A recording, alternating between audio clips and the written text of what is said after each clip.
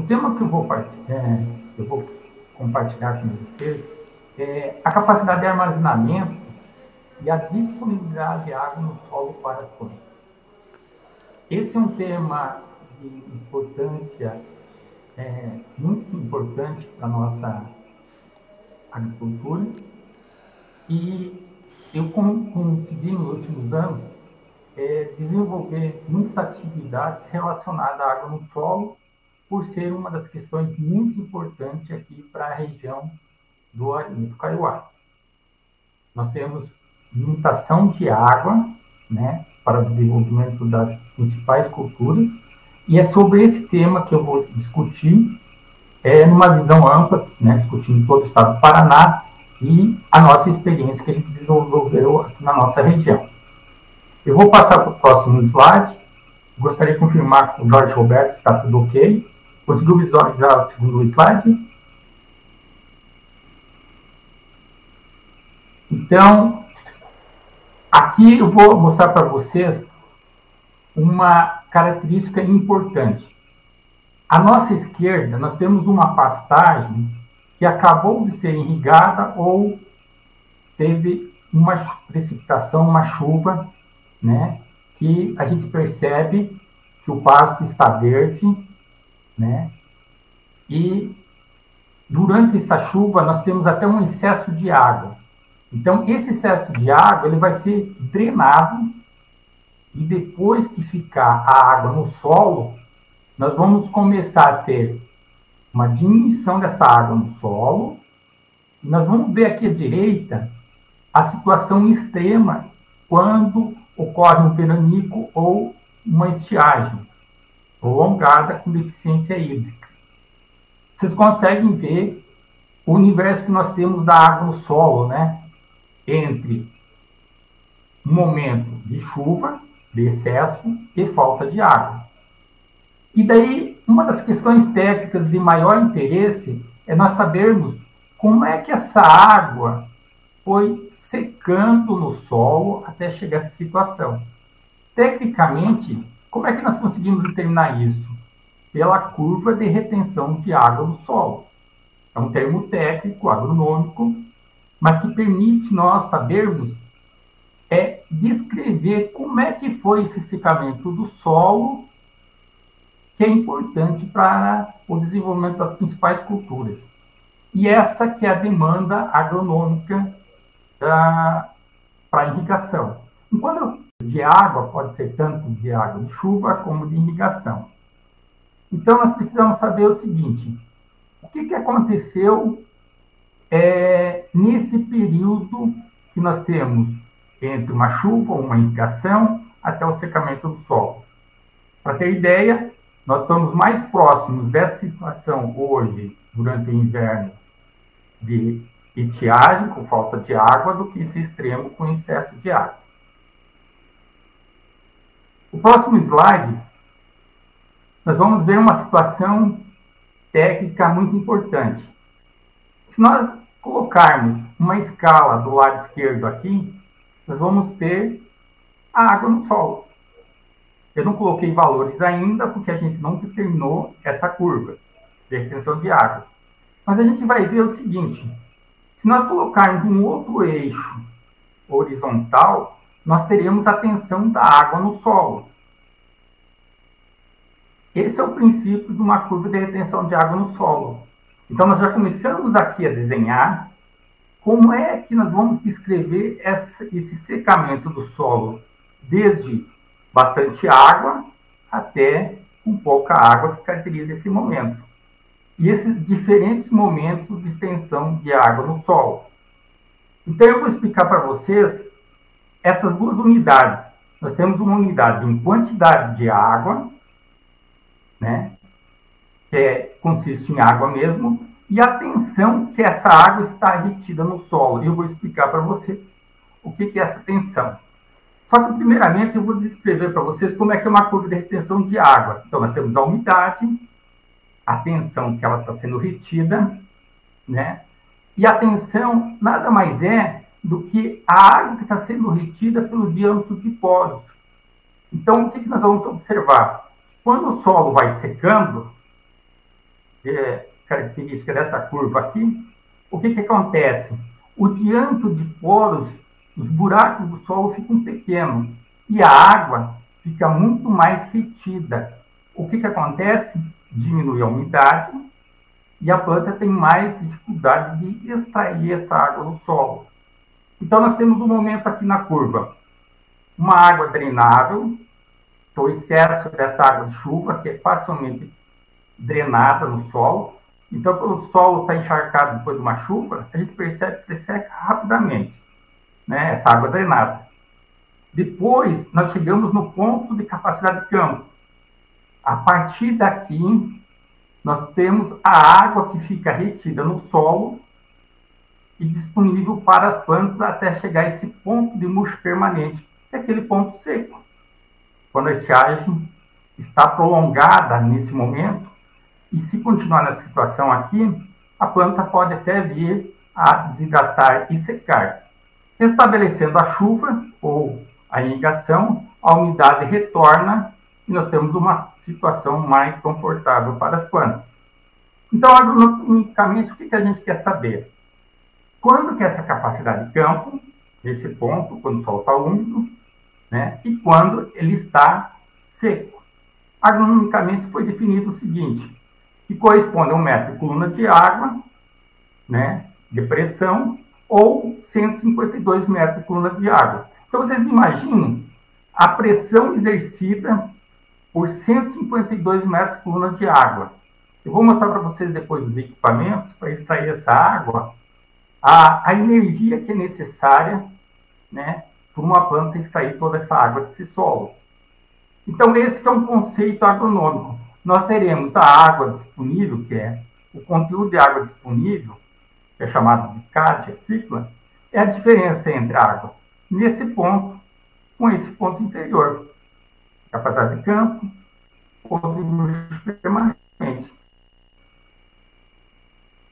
E é esse universo de água que nós precisamos saber para utilização agrícola. O próximo slide, eu vou mostrar para vocês o seguinte. A água tem três formas da gente falar a quantidade dela. Nós podemos falar em milímetro, e daí quando nós temos uma previsão de chuva, a gente tem essa expectativa, quantos milímetros de chuva vai ocorrer, ou uma lâmina de irrigação. Só que o seguinte, essa quantidade é determinada no profiômetro. Só que no solo a gente fala na unidade em volume, que é metro cúbico por metro cúbico. E o que a gente tem como unidades que elas se conversam? Que nós podemos chegar a percentagem de água. Então, como exemplo, se nós pegarmos aqui um solo, uma camada de 10 centímetros, nós vamos observar o seguinte. Se nós tivermos uma chuva de 1 milímetro, corresponde ao quê? A 1 litro por metro quadrado. Então, quando a gente ouve uma previsão de chuva de 1 milímetro, o que considera? É que no espaço de 1 metro quadrado, né, vai ter uma lâmina de 1 milímetro, que é muito estreita. E se nós considerarmos uma camada de 10 centímetros de solo, isso vai corresponder a 0,01 metro cúbico por metro cúbico, ou seja, 1%.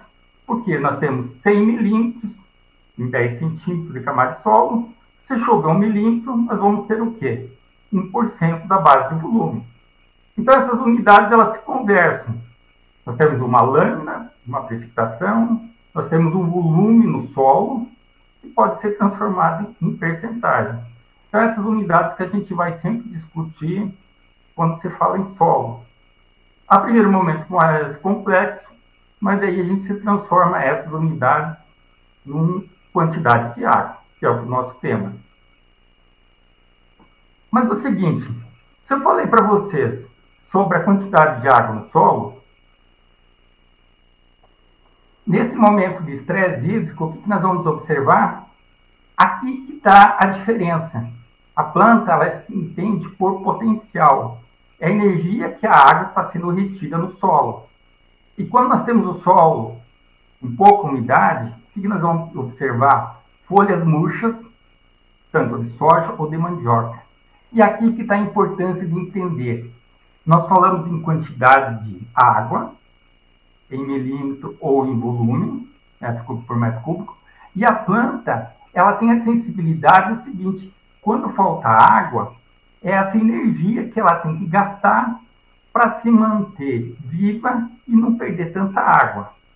Então, ela fecha os estômagos da planta para não respirar, ela fecha, se enrola a folha, porque ela está numa situação de estresse. Se ela tentar extrair mais água do solo, ela vai desidratar mais do que ela está. Então, esse é o estado energético. E do que acontece? Nós temos no solo, olha só a tensão. Aqui a tensão está mais úmido, é menor, e a energia dessa água retida, né, ela vai aumentando até a superfície aqui da atmosfera no ar. Então, quando a sucção da planta de água é o seguinte, pelas raízes, por causa desse gradiente de tensão. Imagina que a tensão já não é mais de 0,34, quer dizer, 34 centímetros por coluna de água, né? Aqui está com 1 metro. Se nós verificarmos aqui, nós temos 10 quilômetros, né, de diferença de pressão. Por isso que a água é transportada das raízes, do tronco, as folhas e depois para a atmosfera, que é liberada para o ar. E se faltar água aqui no solo, o que acontece? Essa perda vai ser estimulada. E a planta, ela tem todo o processo fisiológico, na condição de estresse, de reter essa água na planta e não perder para a atmosfera. Por isso que essa energia é tão grande de água retida entre solo, planta e atmosfera. Um solo ideal, o que nós vamos entender de capacidade de armazenamento, né? Que nós teríamos 45% de minerais, argila, né? 5% de matéria orgânica e 50% de espaço poroso. E a unidade de 50% corresponde ao quê? A 0,50 metro cúbico por metro cúbico, que é essa unidade internacional. Então, metade do solo é ocupado por ar, teoricamente, né? Mas o que nós veremos? Que existe uma variabilidade muito grande de solo, que depende da análise planimétrica. Quanto mais argila, né, nós teremos um espaço poroso maior e uma capacidade de armazenamento de água no solo muito maior do que no solo arenoso. E daí as unidades que nós temos aqui de planimetria, seja argila, silt e areia, nós temos em percentagem, que era antigamente, que corresponde a 10 gramas por quilograma, que é a unidade que vocês vão encontrar nos resultados dos laboratórios de física do solo. Então, 50% de argila corresponde ao quê? A 500 gramas por quilograma de argila. Eu só coloquei essa unidade para ficar claro, porque muitos de vocês têm esses resultados de análise de solo e observam essas unidades internacionais que às vezes dificulta a leitura. Mas hoje em dia, com acesso à internet, tem essas informações sobre essas unidades, as transformações, e fica muito fácil de poder encontrar o significado dessas unidades internacionais. Aqui uma foto do Laboratório de Física de Solo Londrina, do IBR Paraná, onde eu vou mostrar os resultados do trabalho que a gente realizou aqui na região. Então, para vocês terem uma ideia, o estado do Paraná tem uma variabilidade muito grande de solo, seja da formação de basalto ou do arenito, e ainda tem uma terceira formação aqui de sedimentar. Eu coloquei esses solos, porque no nosso trabalho, que vou mostrar a seguir, a gente trabalhou com variações de teores de argila, que envolvem o solo do arenito e parte do basalto. Então, essa variabilidade é muito importante para saber como que se comporta a retenção de água nos diferentes solos do Paraná. Nós desenvolvemos um trabalho que está caracterizado nesse mapa. Então, nós temos aqui a data de 2016, que a gente fez esse levantamento, a localização das 11 áreas irrigadas de pasto, estão caracterizadas por esses círculos, né? Aqui tem um mapa mais detalhado desses pontos, né, com as microbacias que a gente realizou as coletas, então teve uma disposição bem heterogênea aqui na região, né, envolvendo solos com bastante variabilidade de planometria, né, teores de areia, silto e argila. Esse trabalho foi desenvolvido por mim e pelo Celso Rebel Jr., né, e são dados que a gente publicou agora em 2020. Qual que é a grande dificuldade da gente caracterizar a água no solo? Tecnicamente, nós temos que coletar uma amostra, um cilindro metálico. Esse cilindro ele tem 5 centímetros de diâmetro e 5 centímetros de altura, então ele tem um volume de 100 centímetros cúbicos. E aqui está uma amostra de solo para mostrar para vocês o quanto de perfeição tem que ser essa amostra. Como ela é indeformada, essa amostra ela tem que se representar do jeito que ela está numa propriedade rural. E aqui a gente observa a qualidade dessa amostra. Ela não pode ser socada, ela não pode ser desestruturada, desmanchada, né? Ela não é igual à análise química do solo. A gente tira com trave, tira com uma enxadão, e não tem problema a gente desestruturar. Então, vocês percebem que nós temos que tirar uma amostra de solo do jeitinho que ela está lá numa propriedade rural. Aqui está um exemplo dos equipamentos que a gente usou. Pode variar. Se é um solo mais argiloso, precisa outros equipamentos. Mas, para vocês terem uma ideia, a dificuldade operacional de fazer uma curva de retenção de água, caracterizar o solo, a água no solo. Nós temos que ter bastante cilindros metálicos, os extratores para retirar esses cilindros do solo. Aqui nós temos 3 profundidades, então nós tiramos de 0 a 20, 20 a 40, 40 a 60 centímetros de profundidade. Então nós temos sequência aqui dos amostras, né? A primeira camada, a segunda, a terceira camada, e aqui mostrando detalhe, depois de ter coletado a amostra, a qualidade dela para ser submetida depois à determinação de água, de retenção de água em um laboratório. Coletar essas amostras, vocês percebem que nós temos essas proteções aqui com espuma, para transportar ela com cuidado, sem danificar, até um laboratório de física do solo. Então, vocês percebem que tem uma quantidade de amostras para poder descrever essa curva de retenção de água no solo. Primeiro passo, chegando em laboratório, nós temos que saturar. Saturar nada mais é que encharcar essas amostras com água. Então, encharcadas elas, nós vamos ter o quê? A situação de uma amostra como se fosse um dia de chuva. Todo o espaço poroso, o espaço vazio do solo, né, é ocupado por água. Então, nós temos aqui a máxima armazenamento de água, né, capacidade de armazenar água no solo está nesse momento. Feito isso, nós pesamos essas amostras para saber o quê? Ter a informação do peso total, solo mais água.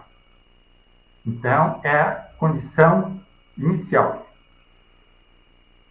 E depois nós submetemos a uma mesa de tensão. A mesa de tensão nada mais é que uma caixa retangular aqui em alumínio.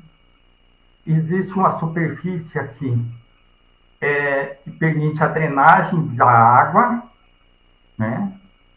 E nós colocamos essas amostras saturadas, cheias de água. E essa drenagem nada mais é do que uma mangueira, e nós vamos fazer o quê? Nós vamos estabelecer um gradiente de pressão. O primeiro gradiente é de 30 kPa, que corresponde a 30 centímetros. 30 centímetros nada mais é que um palmo e meio, uma régua, né? Então, o que acontece? Nós vamos movimentar essa mangueira e o que acontece? Vai drenando a água até chegar no tamanho de poros correspondente a essa tensão de 30 centímetros de coluna de água. Feito esse processo, se pesa as amostras e prossegue para 60 centímetros até 1 metro de coluna de água. Chegando a 1 metro de coluna de água, que corresponde àquele conteúdo de água correspondente à capacidade de campo, que ocorre geralmente a 1, 2 dias após uma chuva, onde o fluxo gravitacional já se estabilizou, aquela água solta no solo já foi drenada, que foi lá para o lençol freático, e a partir daí fica a água no solo para as plantas. Aqui que tem a segunda parte. Como é que nós vamos extrair a água do solo, simulando a tensão que a água é retida no solo até aquela quantidade que eu falei para vocês de 150 metros de coluna de água. Imagina só a altura da pressão dessa água retida. E daí nós não conseguimos tirar com equipamentos simples que nem a mesma tensão.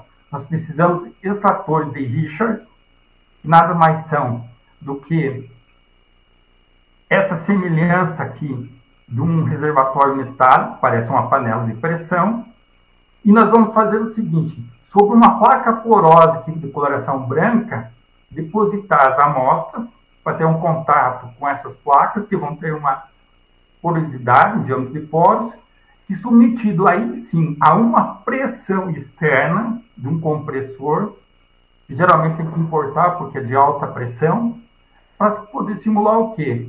Esse gradiente de pressão aqui, né? Que é crescente até chegar ao ponto de murcha permanente, que tecnicamente é o ponto em que a planta estaria desidratada, sujeita a não resistir à estiagem se não voltar a irrigar ou chover.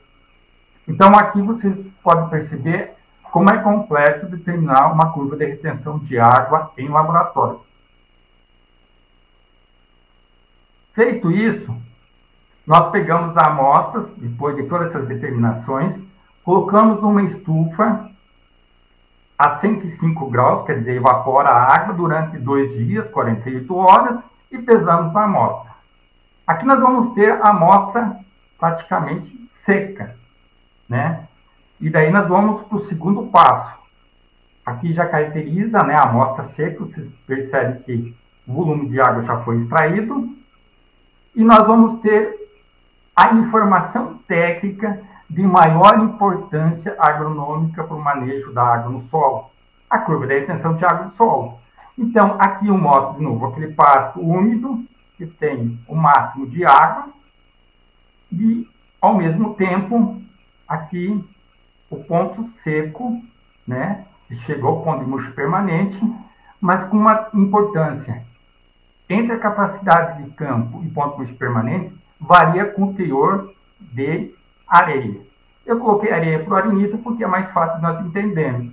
Poderia ter usado argila se fosse para solos argilosos. Mas quanto mais areia nós tivermos, está aqui, nós vamos ter o quê? Menor quantidade de água na capacidade de campo e ponto de murcho permanente, mas com uma capacidade de água disponível igual de 1 milímetro por centímetro, correspondendo a 10% do volume de água. Essa é a informação mais importante que, agronomicamente, a sociedade precisa para o manejo da água no solo. E daí nós chegamos à seguinte conclusão: como cada cultura ela tem uma quantidade dessa água dentro do CAD, que varia de 20% a 65%, nós marcamos aqui, por função de transferência, essas quantidades. E temos as equações já publicadas no ano passado. Os diferentes teores de areia do solo. Então, o que nós chegamos? Nós escolhemos para pasto, tecnicamente é definido, 50% do CAD. E nós testamos isso numa propriedade rural, que eu vou mostrar para vocês. Então, os dados originais das funções de transferência nós já disponibilizamos em publicações. Nós testamos daí aquela tensão crítica, né, que vou mostrar para vocês. Havia tensiometria, e é esse equipamento, uma cápsula porosa, né, cheia de água inicialmente.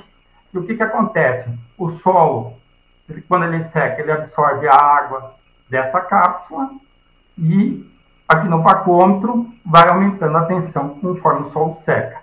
Nós publicamos nesse material, está disponível na internet, manejo da água, para essa pastagem aqui. E daí o que nós observamos? Basta ter o teor de areia para a gente descrever a tensão crítica no solo a 50% e o conteúdo de água no solo. Essa informação está disponível e daí nós transformamos toda a equação da curva de retenção de água numa formação mais simples e prática. Nós testamos isso sem controle durante todos esses 130 dias. Houve picos aqui em que passou a tensão crítica e faltou água no solo, e quando nós conversamos com o ligante, ele passou a fazer as irrigações antes de chegar nesse ponto crítico, né, dessas linhas da tensão crítica, e conseguiu manter a umidade adequada para o pasto. Nós publicamos recentemente esses resultados nessa publicação, e o que nós observamos? E com a participação dos colegas do IDE, nós conseguimos desenvolver, né, toda essa capacidade de armazenamento de disponibilidade de água no solo para as plantas da região noroeste do Paraná, e aplicado a qualquer sistema de irrigação, qualquer sistema de manejo, seja ele informatizado, seja por tensiometria, que mostrei há pouco, ou qualquer outro sistema que venha definir a necessidade da irrigação. Então, essa que é uma contribuição importante para a nossa região, o manejo dessa água. Eu finalizo minha apresentação, eu agradeço a audiência de vocês, aqui está o meu contato, né, para possíveis esclarecimentos depois, né, e eu finalizo a minha apresentação. Muito obrigado.